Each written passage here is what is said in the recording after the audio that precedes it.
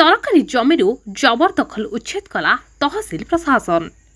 एक पाखिया उच्छेद नहीं अभियोग कले जबरदखलकारी प्रजा।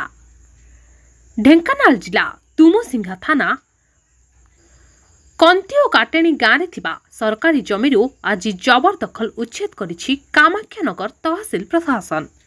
तेबे एक पाखिया भावे उच्छेद करिथिबा अभियोग करिसेंती जबरदखलकारी प्रजा।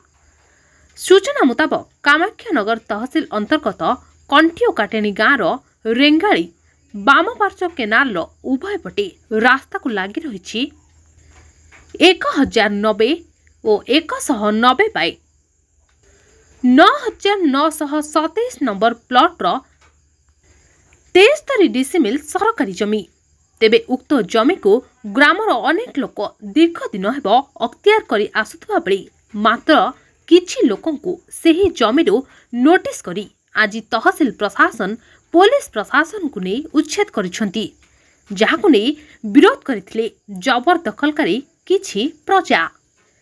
सेमानक अभियोग मुताबक ग्रामर अनेक लोक उक्त जमी को जबरदखल करी रखिथिबा बेले उद्देश्यमूलक भावे किछि लोकंक जबरदखल जमी को आज तहसिलदार आसी उच्छेद करिसेंती बोली अभियोग होइछि। कामाख्यानगर प्रकाश कुमार पात्रଙ୍କ रिपोर्ट संभव टीवी ओडिया।